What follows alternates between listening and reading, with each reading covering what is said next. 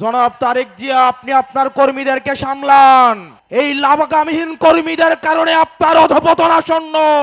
আজকে যখন আমরা এই জায়গায় এসে দাঁড়িয়েছি, সহস্রাধিক শহীদের রক্ত ভেজা গালিচা মারিয়ে তিনি লন্ডন টু ঢাকার ব্যাক ফ্লাইট ধরলেন। সহস্রাধিক শহীদের রক্ত দিয়ে বেগম খালেদা জিয়াকে জেল থেকে বের করে নিয়ে আসা হলো। আজকে আমরা দেখতে পাচ্ছি এই শহীদের মাকে নিয়ে সম্ভ্রমহানি করা হচ্ছে। জনাব তারেক জিয়া, আপনি আপনার কর্মীদেরকে সামলান। এই লাগামহীন কর্মীদের কারণে আপনার অধপতন আসন্ন। আপনারা যদি শহীদের মাকে সম্মান দিতে না জানেন, এই জুলাই পরবর্তী বাংলাদেশের জনগণ আপনাদেরকে সম্মান দিবে না। এখানে প্রশাসনের ভাইয়েরা উপস্থিত আছেন, পুলিশের ভাইয়েরা আপনারা উপস্থিত আছেন।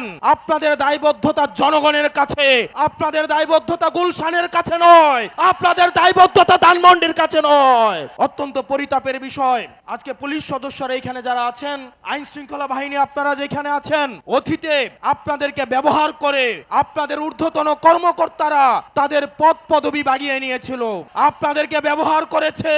আল্লাহর দোহাই লাগে, উপরে আল্লাহ নিচে জমিন, নিজেকে আর ব্যবহৃত দিয়েন না। আপনারা ন্যায়ের পক্ষে থাকেন, ইনসাফের পক্ষে থাকেন।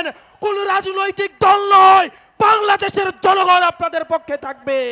12 তারিখ নির্বাচনে প্রশাসনের ভাইয়েরা আপনাদের কাছে উদাত্ত আহ্বান জানাবো, আপনাদের কোন দলের গোলামি করার দরকার নাই। প্রশাসনের ভাইয়েরা, আপনারা জামাতে ইসলামেরও নন, আপনারা বিএনপিরও নন, আপনারা এনসিপির নন। আপনাদের জবাবদিহিতা বাংলাদেশের জনগণের কাছে।